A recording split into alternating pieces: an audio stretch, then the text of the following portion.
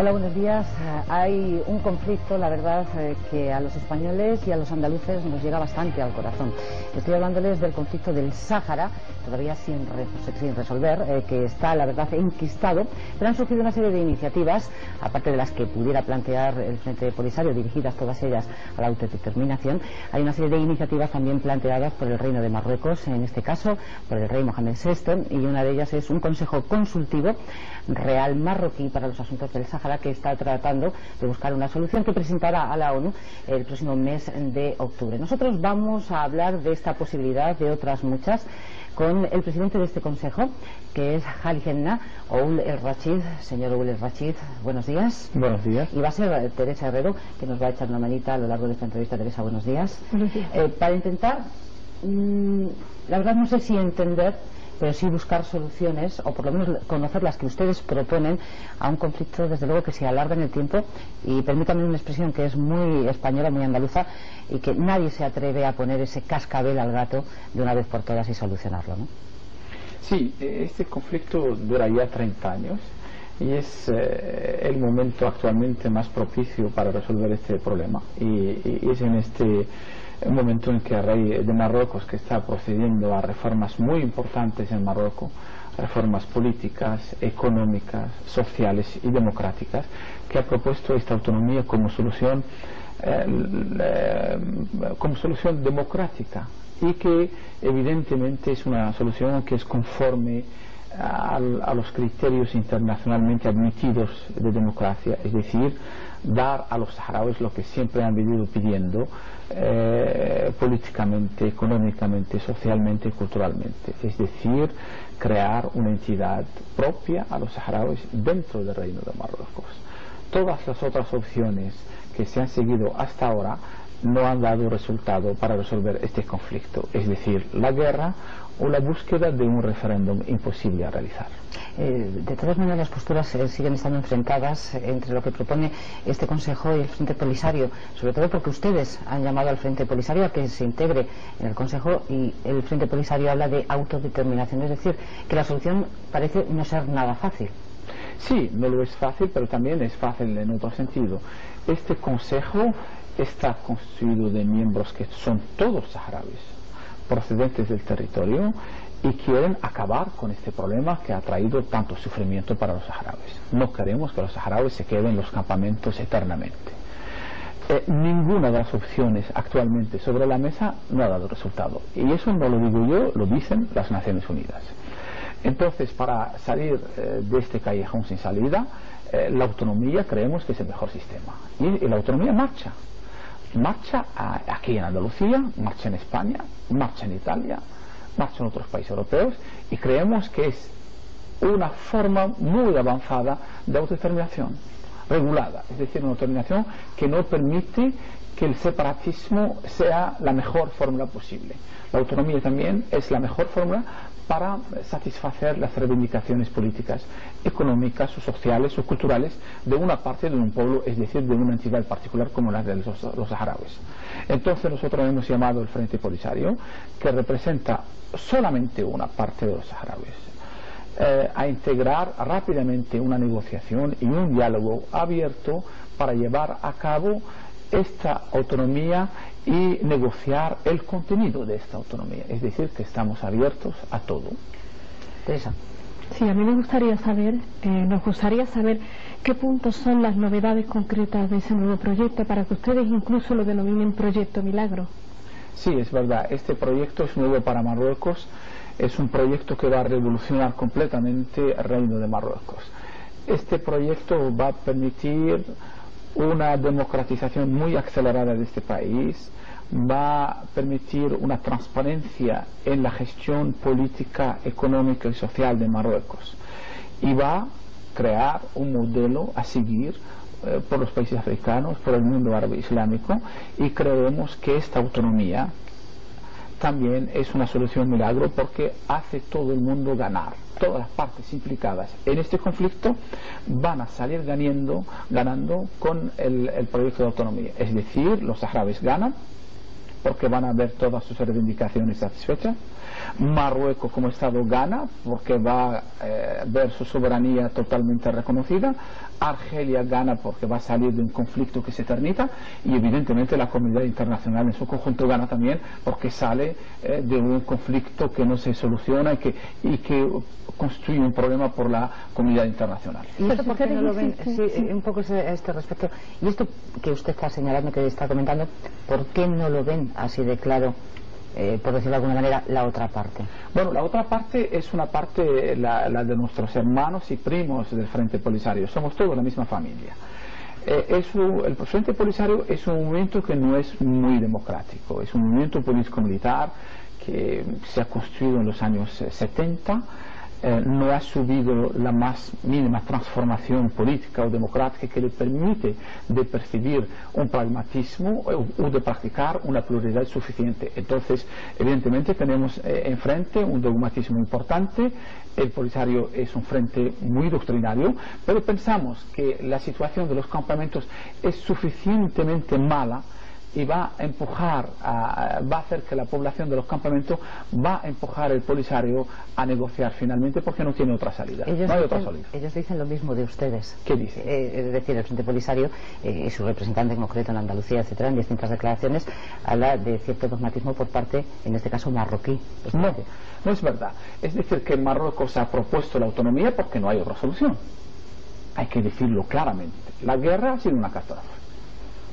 Gran catástrofe la guerra. Nunca la guerra ha resuelto ningún conflicto en el mundo. Ha traído calamidades. La opción de referéndum de autodeterminación no es posible. Es las Naciones Unidas que lo dicen. Es difícil porque el pueblo saharaui no se encuentra únicamente en lo que fuera el Sahara es español. El pueblo saharaui se encuentra en el sur-oeste de Argelia, en el noroeste de Mauritania, en el extremo norte de Mali, y entonces para poder verdaderamente hacer un referéndum justo hay que cambiar las fronteras. Todo el mundo evidentemente no puede modificar las fronteras de esos países. Entonces hay que tener una salida que sea conforme a los criterios internacionales de autogobierno, conforme a la legalidad internacional y conforme a lo que nosotros los saharauis hemos venido pidiendo, es decir, libertad política, libertad económica, libertad social y nuestra propia identidad, personalidad, es decir, nuestra personalidad de comunidad particular dentro del Reino de Marruecos. Marruecos es el que hasta ahora ha emitido esta iniciativa. El Polisario debe responder claramente y negociar. No debe evitar la negociación y el diálogo para solucionar este problema, y sobre todo no debe esconderse detrás de mentalidades ya muy antiguas. Se insiste mucho en que todo el mundo tiene que hacer concesiones. ¿Cuáles van a ser las concesiones de Marruecos? Marruecos hace muchísimas concesiones. La autonomía es una revolución en Marruecos. No existe autonomía actualmente en Marruecos. Es una cosa nueva. El rey Mohamed VI quiere cambiar Marruecos enteramente para solucionar el problema del Sahara. Esa es la gran concesión. Es decir, que vamos a cambiar Marruecos políticamente, administrativamente, democráticamente, para que haya esta solución del Sahara. Esa es la concesión de Marruecos. Lo que pedimos es que el Polisario sea más realista y que mire las cosas enfrente.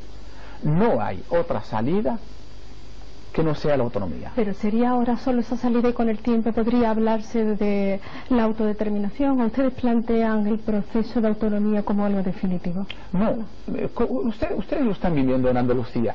La autonomía es una verdadera autodeterminación en marcha. Es decir, el reparto de competencias entre el Estado central y la autonomía hace que cada vez que se adquiere más experiencia, que hay más madurez política, más madurez administrativa, se adquieren más competencias. Es decir, que es una autodeterminación en movimiento constante y que evoluciona. Entonces, no hay absolutamente ningún impedimento a que esta autonomía satisfazca de antemano todas las reivindicaciones de los saharauis dentro de una soberanía que guarda los criterios normales en Marruecos.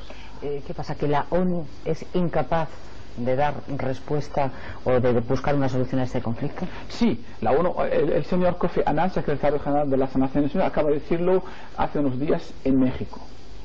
la ONU no puede imponer una solución, y lo ha dicho claramente.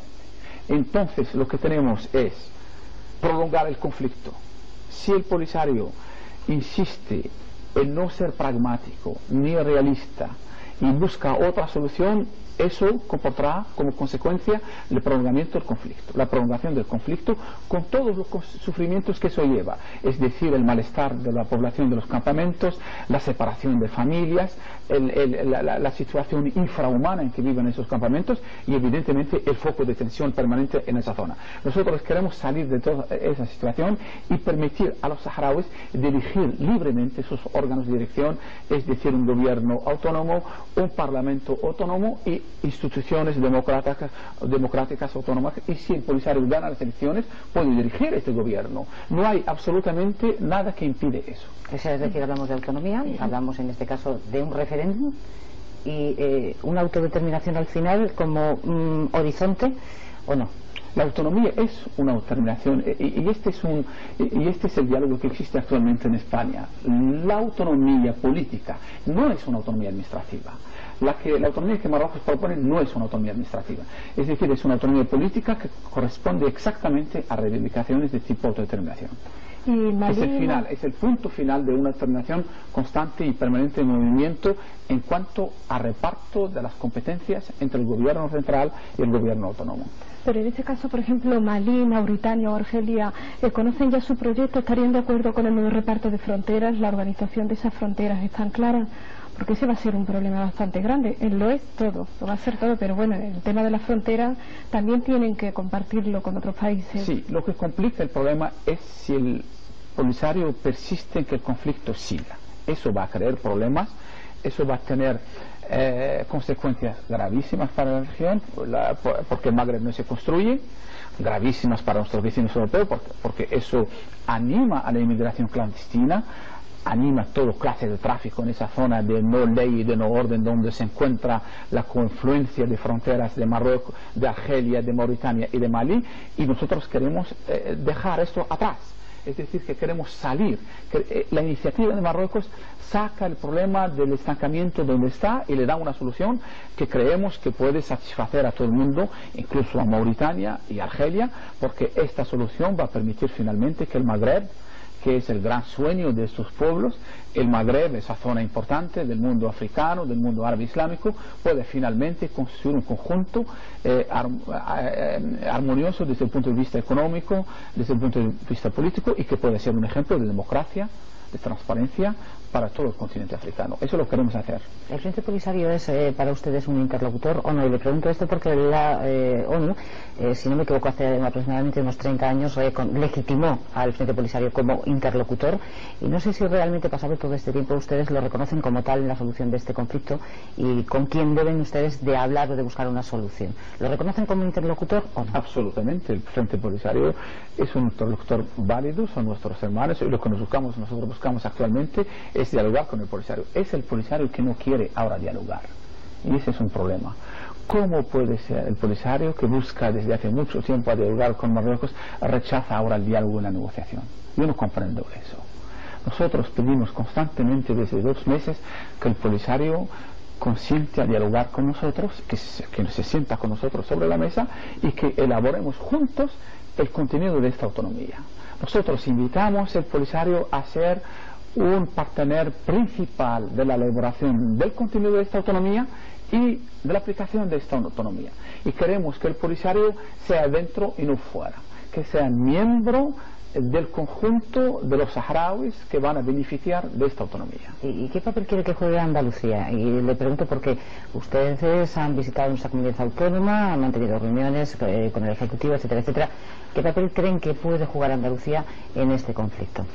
Andalucía es la zona más vecina de Marruecos. Andalucía, como todos los españoles, tiene sentimientos hacia los saharauis. Queremos que estos sentimientos se convierten en un ánimo para sacar todo el mundo donde está, es decir, empujar todas las partes, incluido el Frente Polisario, a negociar. Eso es lo que buscamos y es lo que hemos pedido a los responsables políticos en Andalucía: empujar el Frente Polisario a ser más realista, más pragmático y que deje su dogmatismo originario y que sobre todo no piense en prolongar el conflicto inútilmente. Eso va a hacer sufrir nuestros conciudadanos, eso va a hacer sufrir la zona, eso va a impedir la construcción del Magreb, eso va a impedir una colaboración más estrecha, más importante entre Andalucía y el Magreb. No es la primera vez que usted está al frente de asuntos que tienen que ver con el Sáhara. Usted fue secretario de Asuntos Saharianos, incluso hace 30 años creó un partido de corte nacionalista con respecto al Sáhara, si no me equivoco. ¿Qué diferencia ve usted entre aquellos proyectos ya tan lejanos y ahora? Para que ahora lo viva todo con tanto optimismo, con demasiado optimismo. Absolutamente. Yo fui el fundador del PUMS, es decir, el Partido de Unión Nacional Saharaui en tiempos de España. Incluso España me ofreció a ser jefe de Estado de un futuro Estado en el Sahara. Yo no he querido, porque pienso que un Estado independiente en el Sahara no es viable. Lo he pensado en el año 74, en el año 75 y continúo a pensarlo y soy directo en mis ideas. ¿Pero por qué? Porque no es viable. El Sahara está construido de 34 tribus. Y no pueden construir un Estado independiente, y tenemos ejemplo de Estados que han nacido en el mundo sobre una base tribal y no han funcionado. Somalia es un ejemplo desastroso de un país basado sobre las tribus. Incluso el último ejemplo de país que ha surgido es el Timor Este. Actualmente están en guerra civil, problemas tribales. El mismo problema existe en otros países africanos. No creo que un país pequeño, con una muy pequeña población, con recursos limitados, constituido esencialmente de tribus, pueda construir un país viable. Pueden pelearse por cualquier cosa. Eso es lo que sucede cuando hay tribus. Sin embargo, creo que lazos de unidad dentro de un país fuerte, importante, lazos estrechos, pero teniendo una autonomía suficientemente fuerte, suficientemente política, es suficiente para nosotros y satisface plenamente nuestras reivindicaciones históricas.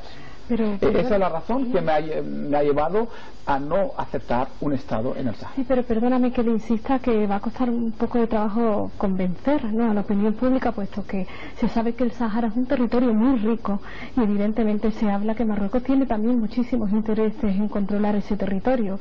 No es simplemente un desierto con 34 tribus o 30 y tantas, es también un territorio rico, con muchísimos recursos naturales, con una salida muy rica al mar.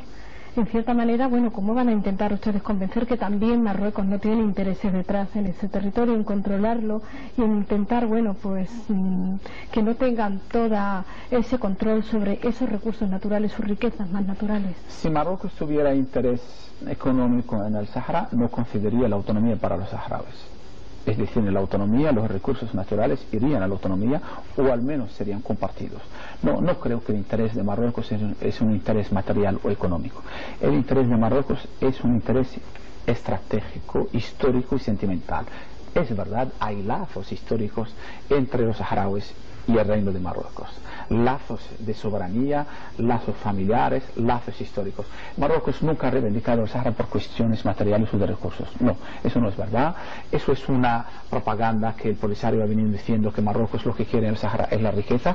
Eso no es verdad, y por eso la autonomía es la prueba evidente de que Marruecos desea que sus hijos del Sahara puedan desarrollar una zona próspera para su beneficio de los saharauis en primer lugar. ¿Y los presos políticos? Porque es un asunto que también está, al menos reivindica el Frente Polisario, una liberación de los mismos, etcétera. ¿Cuántos hay en estos momentos? ¿Cuántos hay en la actualidad?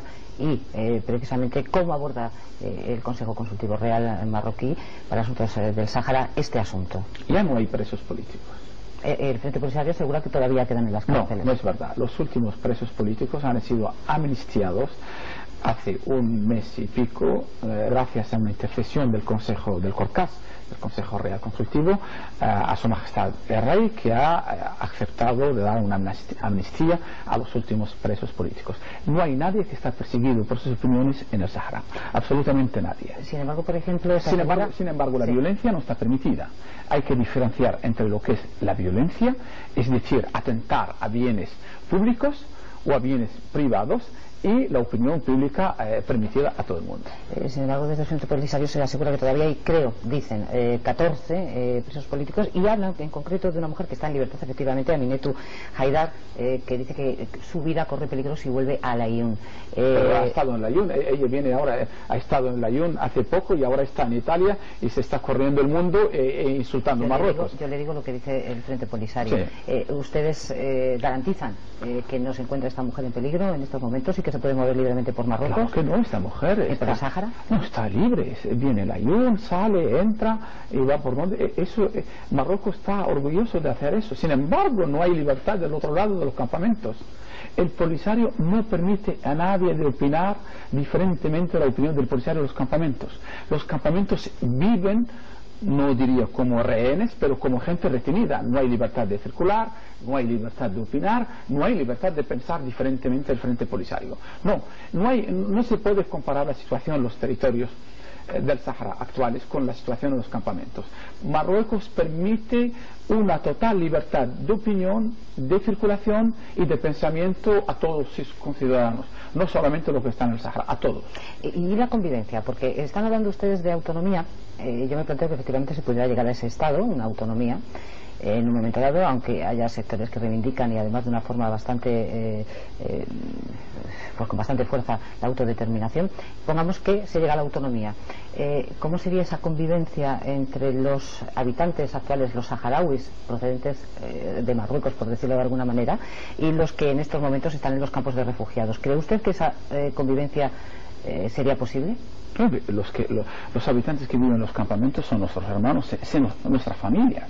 Sí, pero hay muchas diferencias. ¿Qué diferencias hay? No hay diferencias a lo mejor de criterio en cómo debe de administrarse la zona, el país. Hablamos de autonomía, hablamos de autodeterminación, etcétera, etcétera. Por eso yo he invitado al Frente Polisario a venir a la mesa de negociación y a contribuir y a participar a la elaboración del contenido de la autonomía, para que esta autonomía sea para todos, y además va a ser para todos, incluidos los habitantes de los campamentos.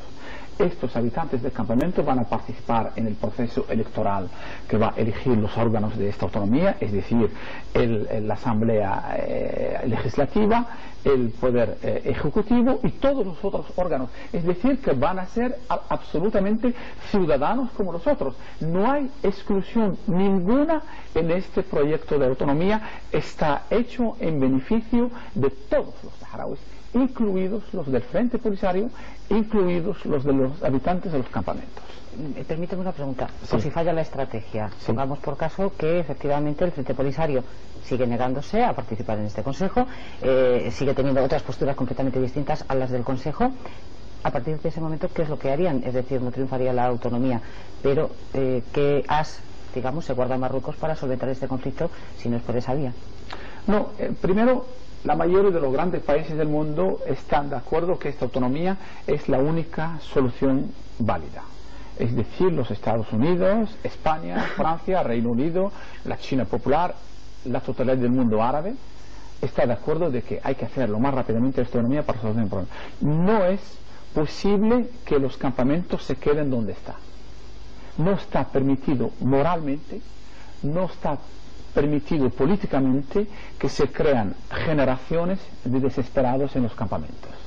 Eso no sirve ni para los saharauis, ni para el mundo, ni para la zona. Nosotros queremos abrir un camino de paz, una esperanza de bienestar, el progreso. Queremos que los saharauis no vivan en campamentos. Es una desgracia que vivan en campamentos desde hace 30 años. Queremos que esos saharauis que están en los campamentos como otros vivan como vive la gente en Andalucía, en toda parte del mundo. Es decir, felices con sus familias, viendo a sus hijos desarrollar un nivel de vida y de cultura aceptable, es decir, vivir como seres humanos. Es imposible de dejar la situación tal como es. La autonomía, por eso yo le he llamado solución milagro, la autonomía es la solución que va a permitir que en el Sáhara haya un pueblo que viva como todos los pueblos, que progresa como todos los progresos y que pueda disfrutar un poco de la vida y no dejar la vida como se está produciendo en los campamentos. 3 minutos, Teresa. Me gustaría saber si tienen algún calendario para esas negociaciones, teniendo en cuenta que todo el mundo pide mucha diligencia con respecto a lo que está ocurriendo.